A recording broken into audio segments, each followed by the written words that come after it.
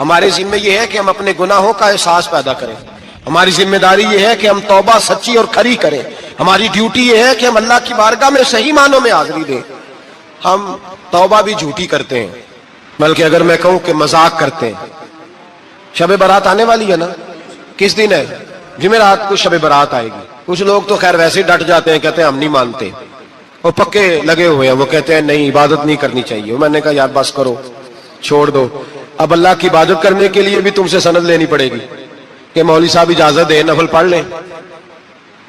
اجازت لینی پڑے گی. اور بندے بڑے سمجھدار ہیں، وہ کوئی سیاسی بندہ دوسری پارٹی کا آ جائے تو اسے مطمئن کر لیتے ہیں. کچھ مسئلہ دوسری جماعت کا مسئلہ پوچھ لے، کہتے ہیں مولوی صاحب پوچھ کے دساں گا. یہ موٹی سی بات ہے. شب رات کو کیا ہوتا ہے؟ عبادت. کیا ہوتا ہے؟ بول کے بتائیں. یہی ہوتا ہے نا. تو اس کے لیے سرٹیفکیٹ کی ضرورت ہے جی. والذین یبیتون لربہم سجدا وقیاما.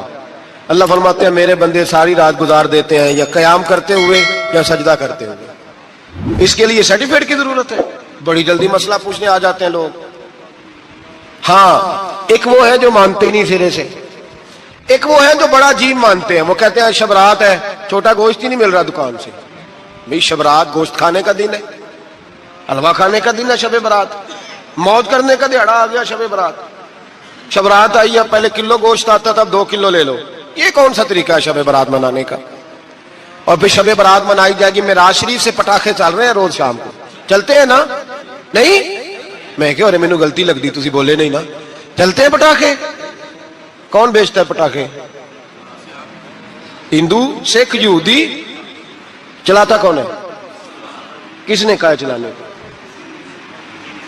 اس میں کوئی کسی فرقے کا بھی اختلاف نہیں ہوتا. ڈرنا چاہیے اللہ پاک سے. اللہ جہنم کی آگ ٹھنڈی کرتا ہے، ہم جلاتے ہیں شب رات کو. رب فرماتا ہے ٹھنڈی ہوگی، ہم جلا رہے ہیں. بچے پٹاخوں کے پیسے پڑوسی سے لے کے آتے ہیں کہ ہم سے لیتے ہیں؟ ہم منع کیوں نہیں کرتے؟ جوتے نہ پالش کرنے پہ تو تھپڑ لگتے ہیں، تو پٹاخے والے بچے کو نہیں پوچھا جا سکتا؟ باپ کی ذمہ داری ہے. اور محدثین نے مسئلہ لکھا ہے اگر بچہ نابالغ کوئی غلطی کرتا ہے تو اس کا باپ ذمہ دار ہے، جواب دے اس کی جگہ. ان کو سمجھائیں. شب برات آئے گی، پھر توبہ ہوگی. ہر مسجد سے رونے کی آواز آئے گی، زور زور سے لوگ روئیں گے، تڑپیں گے. اجتماعات ہوں گے، بڑے بڑے اجتماعات ہوں گے. توبہ کریں گے لوگ، کریں گے نا انشاءاللہ تعالی. آئیں گے نا لوگ مسجدوں میں. پھر سویرے جھوٹ بند ہو جائے گا نا. اگلی صبح ملاوٹ ختم، کم تولنا ختم. یہ کیسی توبہ ہے؟ وہ دکاندار جو شبرات والے دن غلط سوجی فروخت کر رہا ہے، ملاوٹ والی چینی بیچ رہا ہے، تاکہ دوائیوں میں دھوکہ دیتے ہیں لوگ. دوائیوں میں دھوکہ دیتے ہیں. ایک ڈاکٹر خود مجھے کہنے لگے، وہ میرے دوست ہیں، ہلکا پھلکا کورس کیا ہوا ہے. کہتے ہیں میرے دوست ہیں کئی سارے لوگ، تو ایک ایسا ہی ہمارے شعبے کا آدمی تھا، تو اپنے ابا جی کو وہ ڈرپ لگانے لگا، تو ابا جی کہنے لگے پتر مینو اصلی لا دیں تیری مہربانی، مینو اصلی لا دیں تیری مہربانی، لوکھا علی نہ لا دیں. یہ حال ہو گیا. دوا مجھے بتائیں وہ قوم اخلاقی طور پہ کتنی گر چکی ہے جو دوائیوں میں زہر بیچتی ہے، دوائیوں میں. اور میں انشاءاللہ کسی موقع پر تفصیل سے اس پر گفتگو کروں گا، بڑی تفصیل سے. میں نے بہت سی معلومات اکٹھی کی ہیں کہ کتنا ظلم کرتے ہیں یہ لوگ. لکھنے والے بھی، لانے والے بھی، بیچنے والے بھی کتنے بڑے مجرم ہیں. صحت کے ساتھ کھیلتے ہیں. صحت 12 لام دام برسرے. مطلب جس آدمی نے دھوکے کا مال لا کے رکھا ہے شبرات والے دن کے رات توبہ بھی کرنی ہے اور سویرے یہ بیچنا بھی ہے، وہ توبہ کرنے آیا. جس نے دھوکے کا مال لا کے رکھا ہے کہ سویرے بیچنا ہے اور رات توبہ بھی کرنی ہے، وہ توبہ کر رہا ہے کہ مذاق کر رہا ہے؟ توبہ میری توبہ، استغفر اللہ، یا اللہ معاف کر دے، اونچی اونچی آواز میں رو رہا ہے. اور سویرے سارے چکر وہی ہیں. یہ کیسی توبہ ہے؟ توبہ کیا ہے؟ میرے نبی پاک علیہ السلام کے غلاموں نے توبہ کی تقسیم کی. حضرت حسن بصری سے کسی نے پوچھی توبہ کیا ہے، تو آپ نے فرمایا توبہ یہ ہے کہ جب تو توبہ کر لے تو پھر اس جگہ نظر نہ آنا جہاں کھڑے ہونے سے رب رسول ناراض ہوتے. اور فرمایا توبہ یہ ہے کہ جب تو نے توبہ کر لی پھر وہاں سے غیر حاضر نہ ہونا جہاں حاضری کا تجھے اللہ رسول حکم دیتے. یہ تیری توبہ ہے. اور اگر تو ایسا نہیں کرتا پھر تو نے توبہ نہیں کی، پھر تو نے مذاق کیا. میرے بھائی رحمت الہی آواز دیتی ہے کہ طرف رجوع کریں، دوڑے اور رحمت کی امید رکھ کے آئیں گے. سمجھ لیں کہ اللہ پاک، میں ایک بات اکثر کرتا ہوں، نبوت کا دروازہ بند ہوا ہے. दाता गंज बख्श अली अजमेरी ने कहीं नहीं लिखा था कि मेरे बाद अली बिन उस्मान अजमेरी दूसरा नहीं आ सकता। हजरत मुजद्दद साहब कहीं नहीं लिख के गए कि दूसरा मुजद्दद अल्फसानी पैदा नहीं होगा। हजरत बाउल हक नक्शबंद बुखारी ने कहीं नहीं कहा कि मेरे जैसा वली नहीं हो सके, बुजुर्गों ने कभी नहीं कहा। तू जदोजहद तो कर। इकबाल कहते हैं आज भी हो अगर इब्राहिम का ईमान पैदा, आग कर सकती है अंदाजे गुलिस्तां पैदा। तू प्रोग्राम तो बना, आगे की तरफ तो सफर कर। मेरे नबी करीम सैयद आलम सल्लल्लाहु अलैहि वसल्लम ने फरमाया तेरे आ जाने से तेरा रब राजी हो जाता है। जब तू आता है तो तेरा अल्लाह राजी हो जाता है। ये जो हमारी मुश्किलात होती है ना, जिनमें हम उलझे होते हैं, वो जो हमें जादू हो जाता है, तवीज कर देते हैं हमारे करीबी रिश्तेदार, वो तवीज नहीं होते, वो हमारे अमाल की सजा होती है, हमारे अमाल की सजा होती है। हम वो ढूंढते फिरते हैं कि बाबा मिल जाए, फूक मारे सही कर दे, हालांकि वो हमारे अमाल की सजा है। हमें अपनी तरबियत करनी चाहिए हमें। और वैसे भी दम दुरूद तवीज धागा, मैं अक्सर कहा करता हूँ, मैं कहता हूँ मैंने किसी किताब में नहीं पढ़ा कि कोई बंदा नबी पाक से यमन से दम कराने आया हो कि मैं हुजूर से दम कराने जा रहा हूँ, मिस्र से आया हो दम कराने, शाम से दम कराने आया हो। मेरे नबी पाक के पास जो भी आया करता था, नबी पाक का दीन सीखने आया करता था। दम दुरूद तो एक ज़िमनी चीज है, जिल्ली चीज है, हो गया तो ठीक है, वरना अल्लाह पाक अगर बीमारी में राजी है तो नबी पाक ने खुद बीमारी को सीने से नहीं लगा के रखा। खुद अल्लाह के महबूब सैयद आलम सल्लल्लाहु अलैहि वसल्लम का विसाल बीमारी के साथ हुआ, तो बीमारी तो मुरीदनी है मेरे नबी पाक की, वो तो कनीज है हुजूर के घर की। आम दाम बरसरे मतलब खरी तौबा, सच्ची तौबा। और किस तरह की तौबा? मेरे नबी करीम अलैहिस्सलातु सलाम ने एक दिन सहाबा से पूछा एक बात तो बताओ, बुखारी मुस्लिम की हदीस है, या रसूल अल्लाह पूछिए। नबी पाक सल्लल्लाहु अलैहि वसल्लम ने फरमाया अगर कोई आदमी सहरा में सफर कर रहा हो, बहुत बड़ा सहरा हो, ऊंट पर उसका सफर हो और उसने ऊंट पर खाने पीने का सामान बांधा हो, पैसे भी रखे हो, पानी भी रखा हो, थक गया सफर करता करता, दरख्त की एक टहनी के साथ ऊंट की नकेल बांधी और दरख्त के नीचे लेट गया आराम करने के लिए। अल्लाह के हबीब फरमाते अचानक उसकी आंख लग गई, जब जागा तो उसने देखा कि ऊंट तो गायब हो गया है, अब ना खाना है, ना पानी है, ना पैसे हैं, और सहरा बड़ा लंबा है, पैदल सफर भी नहीं कर सकता। थोड़ा सा ढूंढा, फिर मौत का इंतजार करने लगा, सोचने लगा मौत आएगी, अब मर जाऊंगा। अल्लाह के महबूब फरमाते हैं थोड़ी देर गुजरी, जब बिल्कुल मायूस हो गया था तो अचानक नजर पड़ी तो ऊंट उसका सामने खड़ा था। नबी पाक से अब्बा से पूछते बताओ, उसकी कुल कायनात उजड़ गई थी, रात जाया हो गई थी, हर शय लुट गई थी, दोबारा उसे मिल गई है, बताओ उसे कितनी खुशी होगी। सहाबा कहने लगे या रसूल अल्लाह नई जिंदगी मिल गई उस बंदे को, वो सारी दुनिया से ज्यादा राजी है।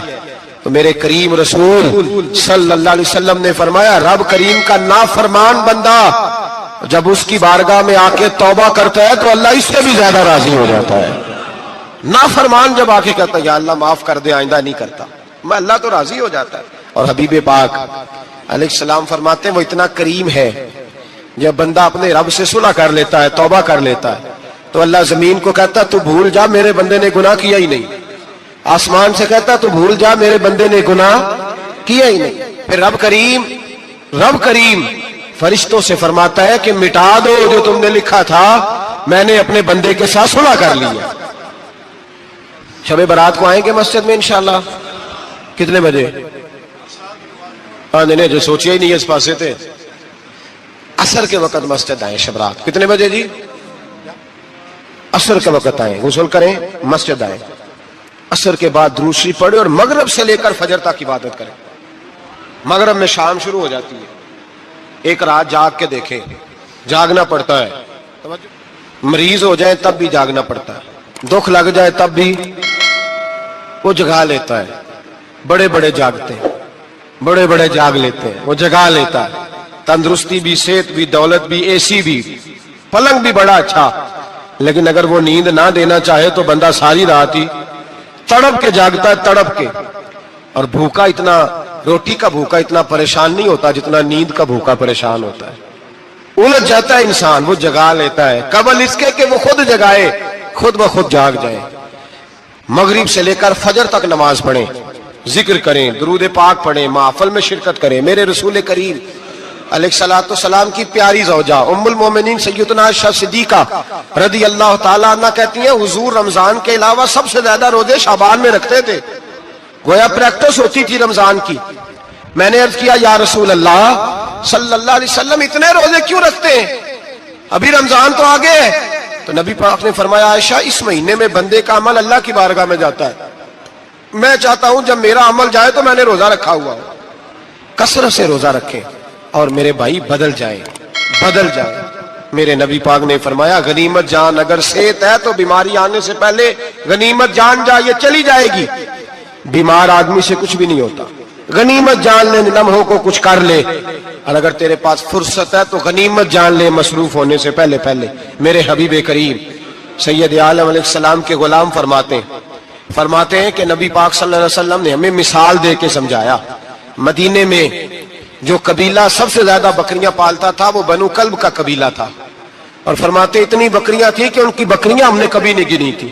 نبی پاک علیہ السلام نے فرمایا جب شعبان کی 15ویں رات آتی ہے، یہ ترمذی کا لفظ ہے، فرمایا جب شعبان کی 15ویں رات آتی ہے تو بنو کلب کے قبیلے کی بکریوں کے بالوں کی تعداد کے مطابق اللہ میری امت کے افراد کی بخشش فرما دیتا ہے۔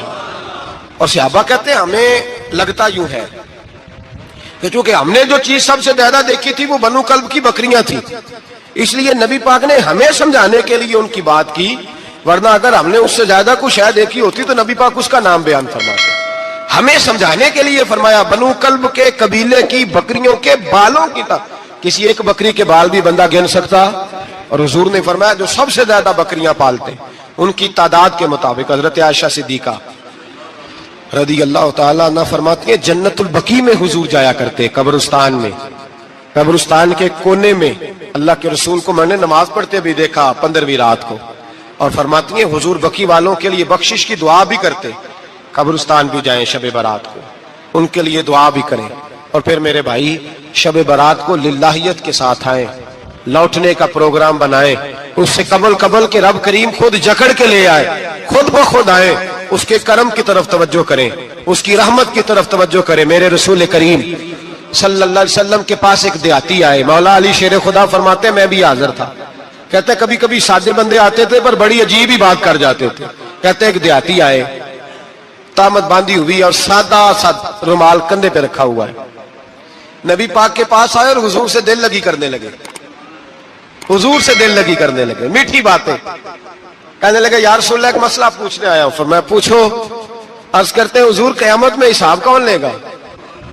قیامت میں اب کس کو نہیں پتا کون حساب لے گا، دل لگی کی بات ہے نا، کون لے گا؟ نبی پاک نے فرمایا اللہ حساب لے گا۔ تو کہتے ہیں اس نے نا اور جملہ کہا تو ہم اس کی بات پہ حیران ہو گئے، کہنے لگے یا رسول اللہ واقعی اللہ حساب لے گا؟ تو کہتے ہیں نبی پاک مسکرائے، فرمانے لگے تجھے تیری مار ہوئے، میں سچی تو کہہ رہا ہوں، تو کس طرح کی بات کر رہا ہے، اللہ حساب لے گا۔ حضرت علی فرماتے ہیں اس نے رومال اٹھایا کندھے پہ رکھا، کہنے لگے یا رسول اللہ اگر رب حساب لے گا تو پھر اس نے معاف ہی کر دینا ہے۔ یہ کہہ کے وہ چلا گیا، یہ لفظ کہہ کے وہ چلا گیا۔ تو حضرت مولا علی کہتے ہیں میں نے حضور کا چہرہ دیکھا تو گلاب سے بھی زیادہ کھلا ہوا تھا، میں نے نبی پاک کا چہرہ دیکھا تو چاند سے بھی زیادہ روشن تھا۔ میں نے کہا حضور یہ کیا کہہ گیا ہے؟ نبی پاک نے فرمایا بندہ بڑا سادہ تھا، بات بڑی پیاری کر گیا ہے، بڑی پیاری کر گیا ہے۔ حضور نے فرمایا علی رب کریم ہے، اور کریم جب غالب ہوتا ہے تو کرم ہی فرمایا کرتا ہے، وہ کرم ہی کرتا ہے، وہ معاف ہی کرتا ہے، وہ معاف ہی کرتا ہے۔ اللہ معاف کرتا ہے، پر میں نے کہا کوئی معافی لینے آئے ہی نہ تو کوئی معافی لینے۔ ایک اور بات بھی آخر میں سمجھانی ہے آپ کو، وہ بھی سمجھ لیں۔ ہم جب کسی رشتہ دار کو راضی کرنے جاتے ہیں نا، ناراض ہو تو ہمیں پتہ چل جاتا ہے کہ یہ وقت ٹپانے آیا یا راضی ہو گیا۔ دو قسم کے لوگ ہوتے ہیں، کہتے ہیں چلو برادری آ گئی میں چلتا ہوں، پر کس طرح؟ ٹائم پہ ٹائم آؤں گا، 200 دے کے گھر آ جاؤں گا۔ اور جو راضی ہو جاتے ہیں نا وہ 2 دن پہلے آتے ہیں، دیگوں کا بھی خیال کرتے ہیں، ملاقات کرتے ہیں، وہ کپڑے بھی نہیں بدلتے۔ فرق ہوتا ہے راضی ہونے میں۔ بات کی سمجھ آ رہی ہے آپ؟ ہم توبہ کرنے آتے ہیں اللہ کی بارگاہ میں، کیا ہمیں پتہ نہیں چلتا کہ ہم نے توبہ کیا رب راضی ہوا ہے کہ نہیں ہوا؟ ہمارا ایمانی رشتہ تو ہے نا اپنے رب سے، روح کا تعلق تو ہے نا، تو ہمیں اندازہ ہوتا ہے کہ اللہ راضی ہو گیا کہ نہیں، اندازہ تو ہونا چاہیے نا ہمیں۔ یہ بات کہنے کی نہیں، یہ بات محسوس کرنے کی ہے، اس کو محسوس کریں۔ ہم جب اللہ کی بارگاہ میں آئے تو پھر ہمیں اندازہ ہونا چاہیے کہ میں نے منا لیا ہے کہ نہیں منا سکا۔ میں اس کو راضی کر کے اٹھ رہا ہوں کہ نہیں اٹھ رہا؟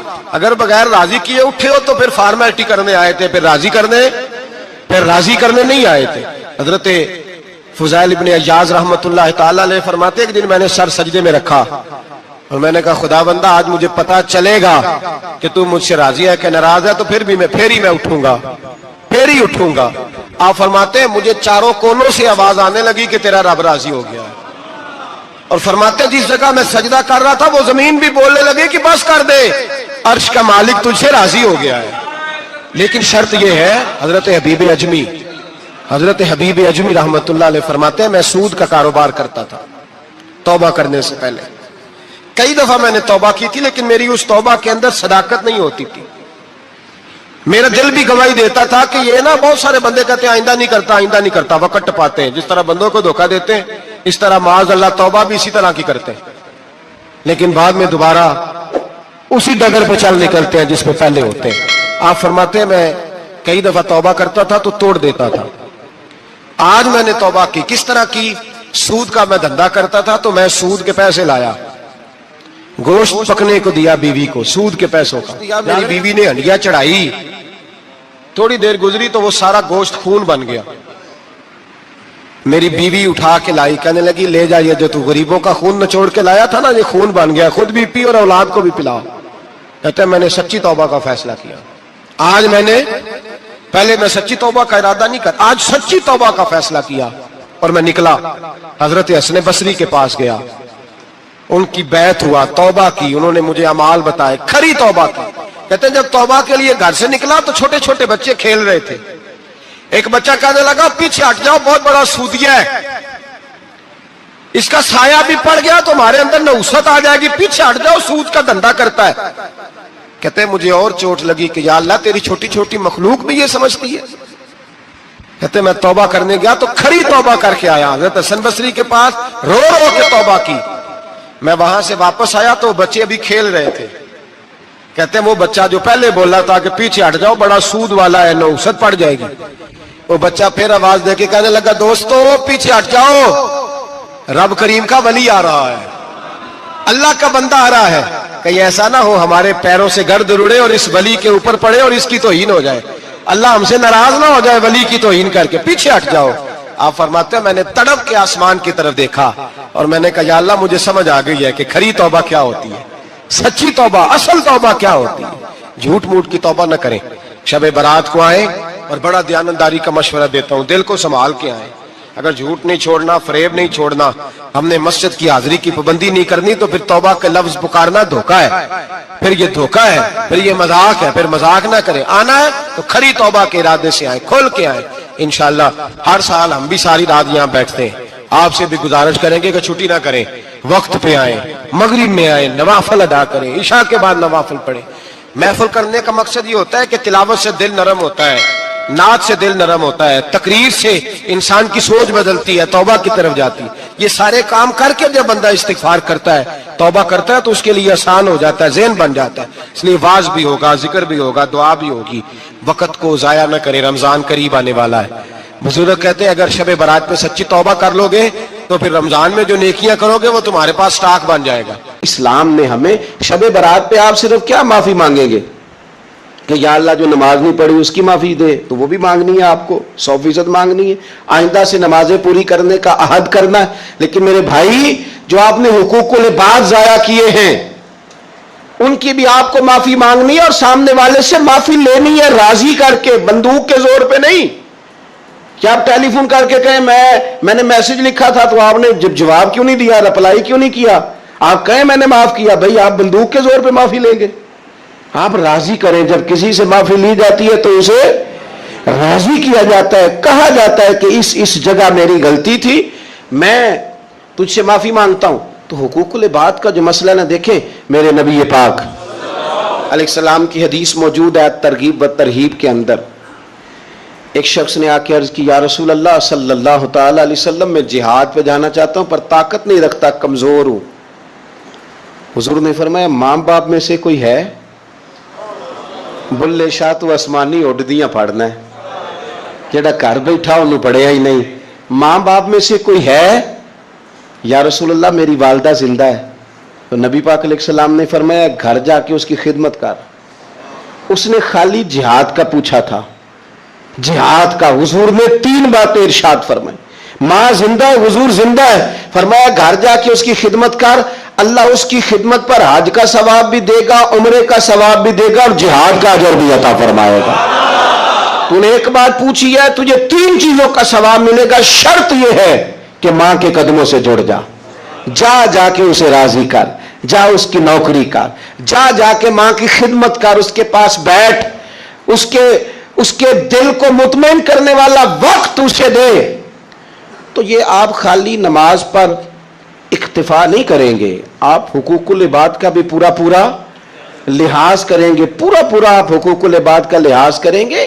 حقوق العباد ہر جگہ آپ کے ذمہ, آپ کے شیخ کے بھی حقوق ہیں, استاد کے بھی حقوق. یہ کیا بات ہوئی کہ مان بھی لیا, کہہ بھی لیا, غلامی کر بھی لی, دعویٰ بھی کر لیا, اور پھر کیا بات ہوئی؟ پیار بھی کرنا اور کچا کرنا اور تھوڑا کرنا, اور یہ کہ پھر اس میں کمزور پڑنا, اور پھر اس کے اندر جو ہے وہ اس طرح کر کے کمزوری لانا.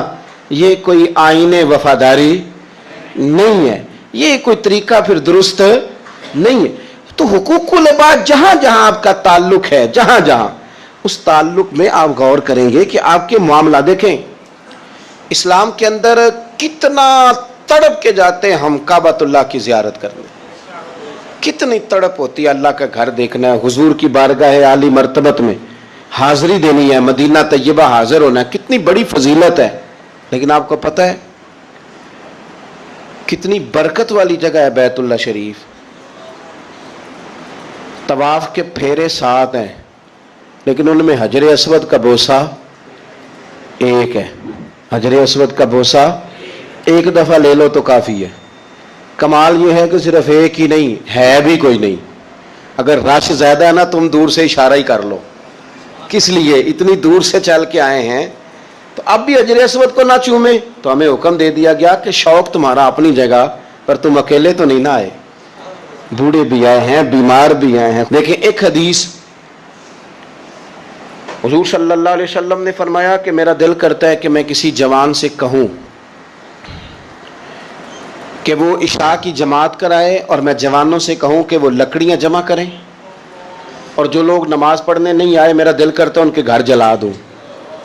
اتنا سخت تاکیدی حکم جماعت کے لیے بیان کیا.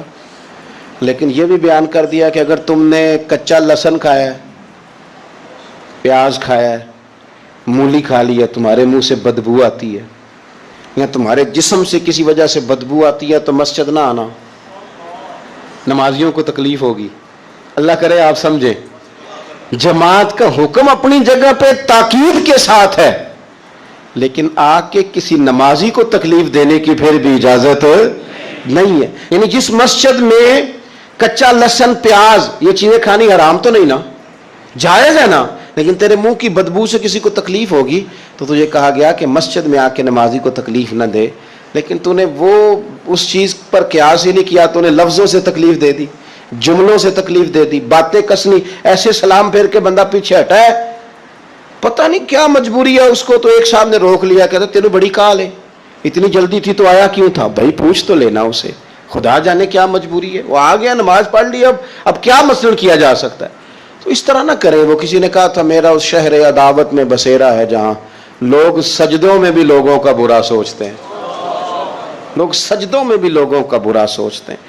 تو آپ کے جو حقوق العباد کے معاملات ہیں اس میں صرف نماز روزے کی گواہی ہی قابل قبول نہیں ہے. حقوق العباد کا مسئلہ بڑا ضروری ہے. آپ کے لین دین کے معاملات کس طرح کے ہیں, یہ معاملہ بڑا ضروری ہے. آپ معاملات کے کتنے صاف ہیں, یہ مسئلہ بڑا ضروری ہے. آپ اپنے وعدوں کے کتنے پابند ہیں, یہ معاملہ بڑا ضروری ہے. آپ قول و قرار پہ کتنی جلدی پہنچتے ہیں, یہ معاملہ بڑا ضروری ہے. آپ کا حقوق العباد کے مسئلے میں صاف ہونا, لین دین کے معاملات میں صاف ہونا, رشتہ داروں کے ساتھ آپ کے تعلقات کا کھرا ہونا, پڑوسیوں کے ساتھ معاملہ ٹھیک ہونا, آپ کے دوستوں کے ساتھ جو آپ کے ساتھ رہتے ہیں ان کے ساتھ معاملہ ٹھیک ہونا. ایک بندے نے نا گواہی دینی تھی, حضرت عمر کا زمانہ تھا.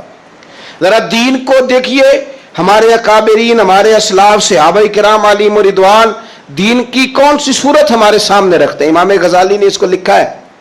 हजरत उमर फारूक रदी अल्लाह तआला अन्हु का जमाना था, तो कोई मसला, कोई मुकदमा पेश हुआ, तो एक साहब किसी की गवाही देने लगे और तारीफ करने लगे, बंदा बड़ा अच्छा है, बंदा बड़ा अच्छा है। तो हजरत उमर ने 3 बातें इरशाद फरमाई। आप फरमाने लगे तो इसका पड़ोसी है? उसने कहा नहीं। तो फरमाया तुम्हें कैसे पता बड़ा अच्छा है? फिर आपने फरमाया तूने कभी इसके साथ सफर किया है? उसने कहा नहीं। तो आपने फरमाया फिर तुझे कैसे पता कि बंदा बड़ा अच्छा है? तीसरी बात इरशाद फरमाई, फरमाया कभी दिरहम और दिनार का लेन देन किया है? कहा हुजूर नहीं। तो फरमाया फिर तुम्हें कैसे पता बंदा बड़ा अच्छा है?